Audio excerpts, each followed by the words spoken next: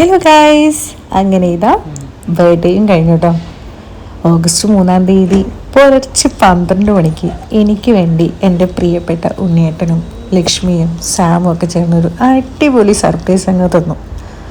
Cricket match ഉണ്ടെന്ന് പറഞ്ഞ് തലേന്ന് രാത്രി 10:30 പോയ ഉണ്ണിയേട്ടനും സാമും ഇവരൊക്കെ ഇങ്ങനെ ഒരു പ്ലാൻ ചെയ്തിട്ടുണ്ട്. സത്യം പറഞ്ഞാൽ ഞാൻ അറിഞ്ഞിരുന്നില്ല. 12 മണിക്ക് വന്ന് ഹാപ്പി ബർത്ത്ഡേ പാടി കേക്കൊക്കെ കണ്ടപ്പോഴേക്കാണ് ഞാൻ ഞെട്ടിയത്. കൊള്ളാലോ, എനിക്കിഷ്ടപ്പെട്ടു. അങ്ങനെ ഞങ്ങൾ നല്ല ഉറക്കത്തിലായിരുന്നു കേട്ടോ, ഞാനും മോളും. അങ്ങനെ എഴുന്നേറ്റു.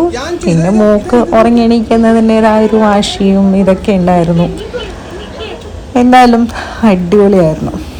നമ്മളൊക്കെ പ്രിയപ്പെട്ടവർ നമുക്ക് വേണ്ടി അവരുടെ ചെറിയൊരു സമയം അല്ലെങ്കിൽ നമ്മൾ ഓർത്തിരുന്ന് നമുക്ക് എന്തെങ്കിലുമൊക്കെ ചെയ്യുമ്പോൾ അത് നമുക്ക് വേറെ തന്നെ ഒരു സന്തോഷവും അല്ലേ.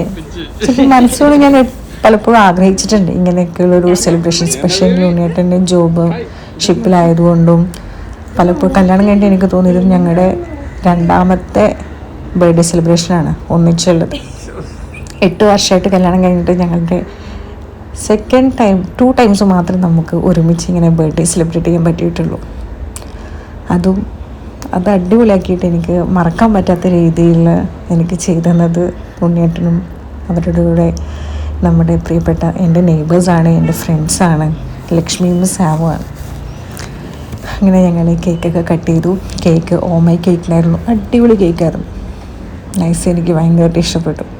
അപ്പം അതിൽ എഴുതിയിരിക്കും, നിങ്ങൾ ശ്രദ്ധിച്ചു, സ്പേസിൽ എന്നെ ഉണ്ണിയേട്ടൻ വിളിക്കുന്നത് കൊണ്ട് തീർന്നില്ല കേട്ടോ ബർത്ത്ഡേ സെലിബ്രേഷൻസ്. ഉണ്ണിയേട്ടൻ ഞങ്ങൾ അതൊരു സ്റ്റേക്കേഷനായിരുന്നു. നമ്മൾ പിറ്റേന്ന് രാവിലെ എണീച്ച് റെഡി, നമ്മൾ നേരെ വില്ലിംഗ്ടൺ ഐലാൻഡിലെ ട്രൈഡലിൽ റൂം ബുക്ക് ചെയ്തിരുന്നു. അവിടത്തേക്ക് പോയി. അവിടുത്തെ ആംബിയൻസും കാര്യങ്ങളൊക്കെ എനിക്ക് ഭയങ്കരമായിട്ട് ഇഷ്ടപ്പെട്ടു. അവിടുത്തെ സർവീസസും എല്ലാം അടിപൊളിയായിരുന്നു. ഞാനൊക്കെ ഭയങ്കര ഇഷ്ടമായി. അവൾ പോയപ്പോൾ തന്നെ പറഞ്ഞത്, പപ്പ എനിക്കൊന്ന് പൂളിൽ പോകണം. പിന്നെ പപ്പയും മോളും കൂടെ നേരെ പൂളിലേക്ക് വിട്ടു. പിന്നെ അത് കഴിഞ്ഞ് കുളിയൊക്കെ കഴിഞ്ഞു ഫുഡൊക്കെ കഴിച്ച് ഞങ്ങൾ നേരെ പോന്നു. ജസ്റ്റ് ഒന്ന് നടക്കാനിറങ്ങിയപ്പോൾ അവിടെ കുറച്ച് ഷിപ്സും ബോട്ട്സൊക്കെ ഉണ്ടായിരുന്നു. അതൊക്കെ കണ്ട് നേരെ പിന്നെ നല്ല വിശപ്പ് വന്ന് ഫുഡൊക്കെ കഴിച്ച് ഞങ്ങൾ റൂമിലേക്ക് എത്തുമ്പോഴേക്കാണ് അവിടെ നമ്മുടെ ട്രൈഡൻ്റെ വക ഒരു സർപ്രൈസ് കേക്കും ഡെക്കറേഷൻസും കാര്യങ്ങളൊക്കെ ഉണ്ടായിരുന്നു.